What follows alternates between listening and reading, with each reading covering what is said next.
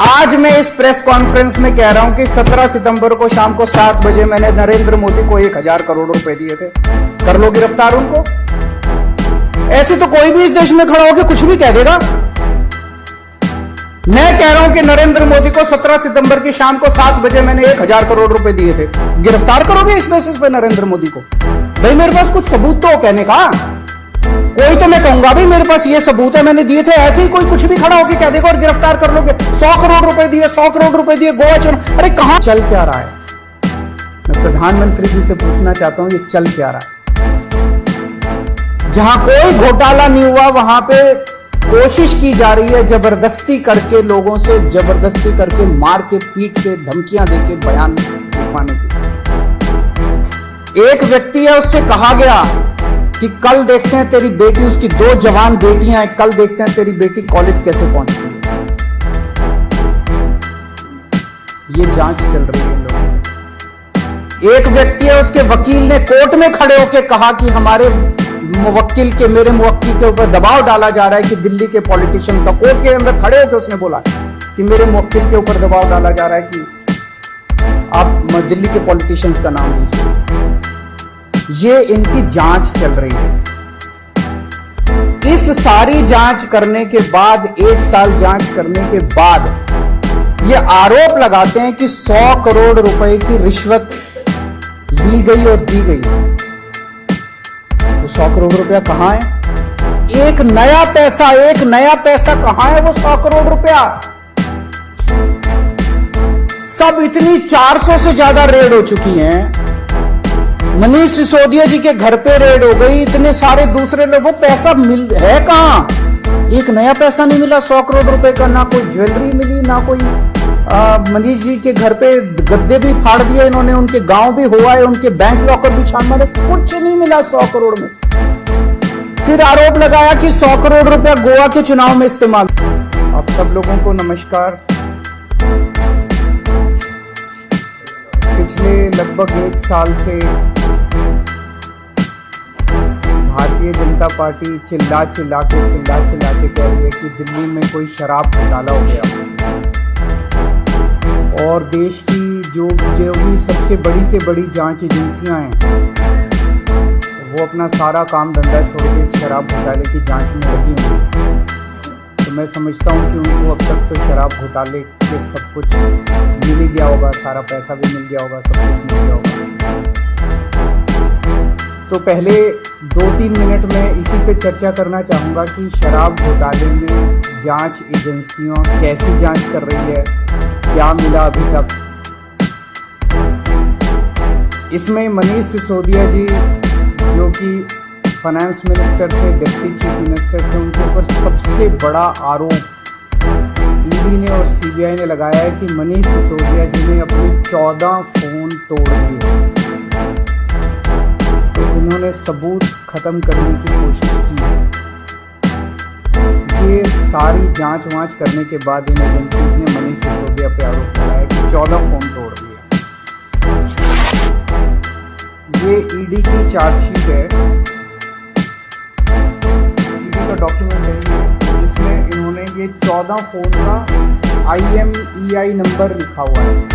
ये वो 14 फोन है जो मनीष सिसोदिया के थे और जो मनीष सिसोदिया ने इन फोनों को डिस्ट्रक्ट कर दिया।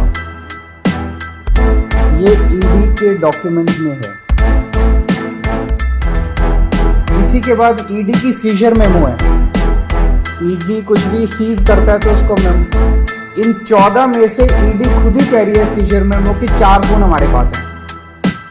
ये इनका सीजर मेमो है। इंपाउंडिंग ऑर्डर 18 मार्च 2023 का और इंपाउंडिंग ऑर्डर 5 जनवरी 2023 का। 4 फोन उसमें से इनके पास हैं और एक सीबीआई का ये डॉक्यूमेंट है, 1 फोन सीबीआई के पास है। तो 14 में से 5 फोन तो इनके अपने पास ही हैं जो कह रहे हैं कि मनीष सिसोदिया ने तोड़ दिए। उन 14 में से 5 फोन ईडी और सीबीआई के कब्जे में हैं, बाकी 9 फोन।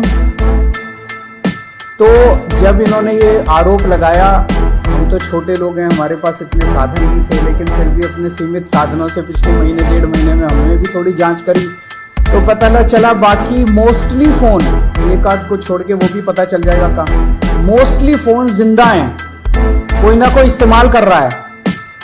और उन फोन को कोई वॉलंटियर के पास है, कोई कहीं है, कोई कहीं है, कोई ना कोई इस्तेमाल कर रहा है। वो मनीष जी के फोन नहीं है, वो कोई ना कोई इस्तेमाल कर रहा है। वो फोन जिंदा है और ये फैक्ट कि ये फोन जिंदा है ये ईडी को भी पता है और ये सीबीआई को भी पता है। सो ईडी ने और सीबीआई ने झूठ बोल के ओथ पे, एफिडेविट पे कोर्ट को गुमराह किया और झूठा सबूत उन्होंने कोर्ट के सामने पेश किया, क्योंकि सच तो कुछ मिला नहीं, कुछ था ही नहीं, शराब घोटाला कुछ है ही नहीं, तो निकाले क्या। तो उन्होंने झूठ बोल के मनीष सिसोदिया को फंसाने की कोशिश की, कोर्ट को झूठ बोला। अब ये रोज किसी ना किसी को पकड़ लेते हैं, किसी ना इसको गिरफ्तार कर लिया, उसको गिरफ्तार कर लिया, ये कर लिया। एक कोई चंदन रे, और उनको टॉर्चर कर करके, धमकियां दे दे के, मेंटली टॉर्चर करके, फिजिकली टॉर्चर करके, 3rd डिग्री करके उनसे केजरीवाल का नाम ले लो, मनीष सिसोदिया का नाम ले लो, इनको फंसाओ, उनको किया जा रहा है। कोई चंदन रेड्डी है, हमको जानते भी नहीं है कौन है। चंदन रेड्डी को इतना मारा, ये उसकी मेडिकल रिपोर्ट है। चंदन रेड्डी की मेडिकल रिपोर्ट में लिखा है, patient has alleged trauma to both ears and face by ED officers on 16 September 2022 and 17 September 2022। Patient ने दोनों कानों पे और फेस पे ईडी ऑफिसर्स के द्वारा पिटाई हुई 16 सितंबर और 17 सितंबर को ऐसा कहा। पेशेंट कंप्लेनिंग ऑफ, ये है कि सुनाई नहीं देगा, और jaw pain on opening mouth. और इन्वेस्टिगेशन पे पता चला right ear mild to moderate mixed hearing loss, left ear severe to profound mixed hearing loss. उसके कान के पर्दे फट गए, उसको सुनाई नहीं दे रहा। ऐसा चंदन रेड्डी से ईडी क्या उगलवाने की कोशिश कर रही थी, उसको क्या कहने का दबाव डाला जा रहा था कि उसकी इतनी पिटाई करी कि उसके कान के पर्दे फट गए। उसको किस कागज पे दस्तखत करने के लिए कहा जा रहा था, और उसने झूठ बोलने से मना कर दिया तो उसकी पिटाई की उन्होंने। इसके बाद अरुण पिल्लई हैं कोई, उनको धमकियां दी गई, टॉर्चर किया गया, उन्होंने अपना बयान वापस ले लिया अगले दिन। उस दिन तो उनसे कुछ लिखवा लिया, कहीं साइन करा लिया, लेकिन उसके 2-4 दिन बाद उन्होंने कोर्ट में बयान दिया कि मुझे टॉर्चर करके बयान लिया गया। समीर महेंद्रू से टॉर्चर करके बयान लिया गया, उन्होंने अपना बयान वापस ले लिया। मनस्विनी से टॉर्चर करके बयान लिया गया, उन्होंने अपना बयान वापस ले लिया। भूषण बेलगवी से टॉर्चर करके, ये 5 नाम तो मेरे पास नहीं है, पता नहीं ऐसे कितने लोग हैं जिन लोगों को टॉर्चर कर करके बयान लिए गए। ये हो क्या रहा है? एक के बाद एक, एक के बाद एक, एक के बाद एक, जितने लोगों को ये बुला रहे हैं सबको मारते हैं, पीटते हैं, टॉर्चर करते हैं। एक ऐसा व्यक्ति है जिसे एक कमरे में उस व्यक्ति को बिठा रखा था, दूसरे कमरे में उसकी वाइफ को और उसके पिताजी को बिठा लिया, और उसको बोलते हैं कि या तो इस कागज पे साइन कर दे, नहीं तो तेरी पत्नी को और तेरे पिताजी को भी जेल भेज रहे हैं। ये चल क्या रहा है? मैं प्रधानमंत्री जी से पूछना चाहता हूं, ये चल क्या रहा है? जहां कोई घोटाला नहीं हुआ वहां पे कोशिश की जा रही है जबरदस्ती करके, लोगों से जबरदस्ती करके, मार के, पीट के, धमकियां देके बयान लिखवाने की। एक व्यक्ति है, उससे कहा गया कि कल देखते हैं तेरी बेटी, उसकी 2 जवान बेटियां हैं, कल देखते हैं तेरी बेटी कॉलेज कैसे पहुंची। ये जांच चल रही है लोगों की।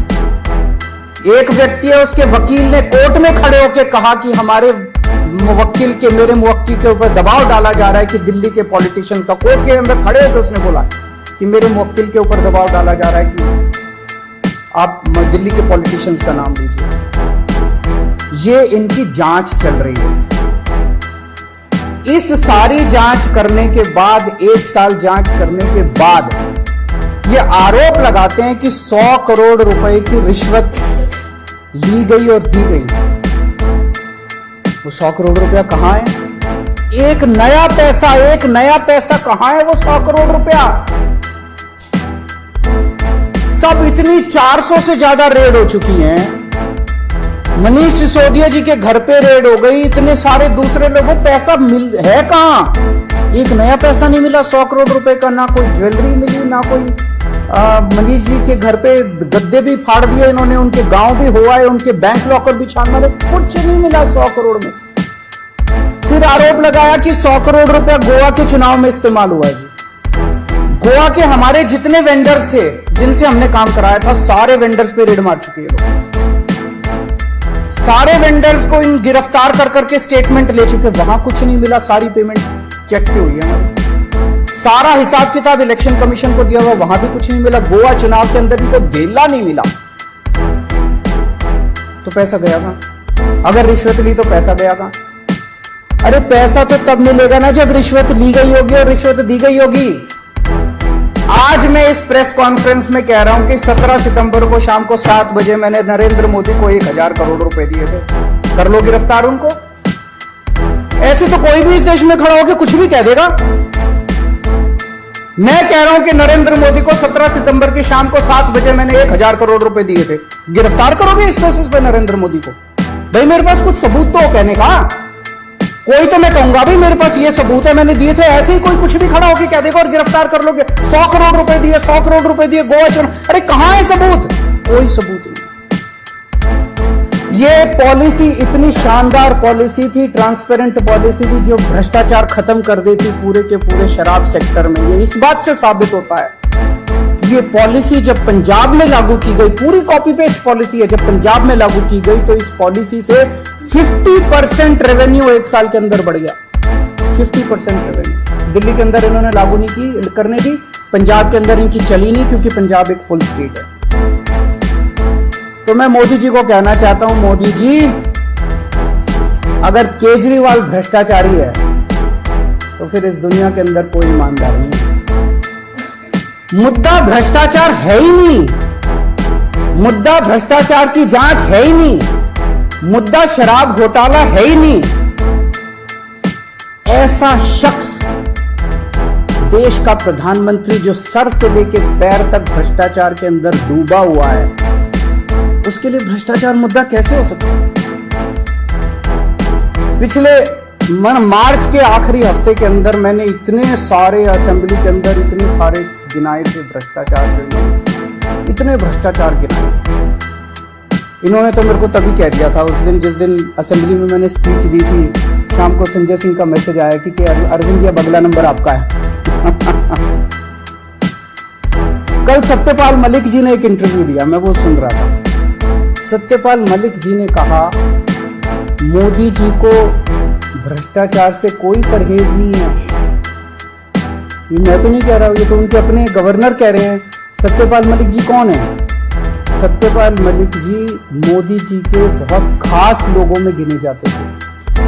उन्हें पहले उन्होंने जम्मू कश्मीर का गवर्नर बनाया, फिर उन्हें गोवा का गवर्नर बनाया, फिर उन्हें मेघालय का गवर्नर बनाया। उन्होंने कहा कि मेरे जो इंटरेक्शन हुए मोदी जी के साथ, उसमें पता चला है कि मोदी जी को भ्रष्टाचार से किसी तरह का परहेज नहीं है। उसी इंटरव्यू में उन्होंने कहा कि इन लोगों के कुछ मुख्यमंत्री हैं जो भ्रष्टाचार करते हैं, खूब पैसे इकट्ठे करते हैं, लेकिन वो सारा पैसा मुख्यमंत्री अपने पास नहीं रखते, वो पैसा ऊपर भेजते हैं और वहां से वो पैसा उनकी दोस्त की कंपनियों के अंदर इन्वेस्ट होता है। मैंने भी तो इसी तरह का कुछ कहा था अपने उसमें। तो चलो मेरी बात तो नहीं मानी, अब तो गवर्नर इनके अपने गवर्नर कह रहे हैं। तो ऐसा व्यक्ति जो इतना भ्रष्टाचार कर रहा है, उसके लिए भ्रष्टाचार मुद्दा हो ही नहीं सकता। उनके लिए भ्रष्टाचार मुद्दा थोड़ी है। तो फिर ये आम आदमी पार्टी के पीछे क्यों पड़े? 75 साल के भारत के इतिहास में किसी एक पार्टी को इतनी बुरी तरह से टारगेट नहीं किया गया जिस तरह से आम आदमी पार्टी को ये लोग टारगेट कर रहे हैं। नंबर 2 को गिरफ्तार कर लिया, नंबर 3 को गिरफ्तार कर लिया, और उनको गिरफ्तार करने का तो मकसद इनका यही था कि मेरी गर्दन तक पहुंचना। तो अब ये मेरे पीछे पड़े हैं, मुझ तक पहुंचने की कोशिश कर रहे हैं। किसी पार्टी को इस तरह से नहीं टारगेट किया गया जिस तरह से आम आदमी पार्टी को टारगेट किया गया। उसका एक कारण है। वो कारण है कि 75 साल के बाद आम आदमी पार्टी ने इस देश को एक ऐसी उम्मीद दी है जो कि कोई पार्टी नहीं दे पाई।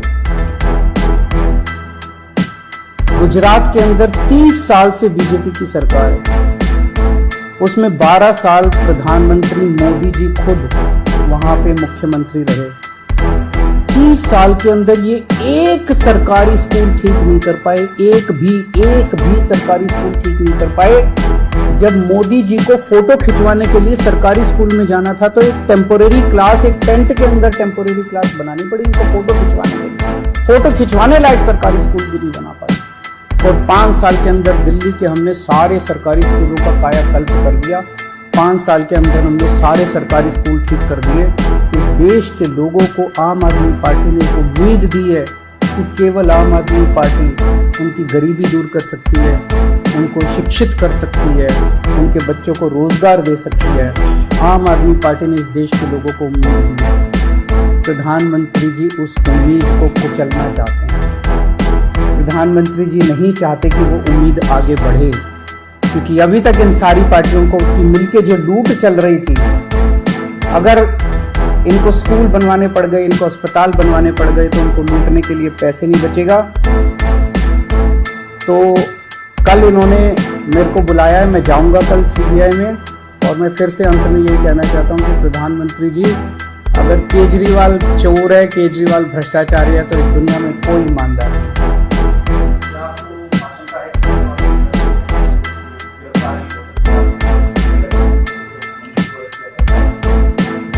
भाई ये बीजेपी वाले तो मैं कल से देख रहा हूँ प्रेस कॉन्फ्रेंस करते यही कह रहे हैं कि केजरीवाल को गिरफ्तार करेंगे। तो अगर बीजेपी ने सीबीआई को ऑर्डर दे दिए हैं कि गिरफ्तार करना है, तो फिर सीबीआई उसको नकार कैसे सकती है? बीजेपी के ऑर्डर तो मानेंगे।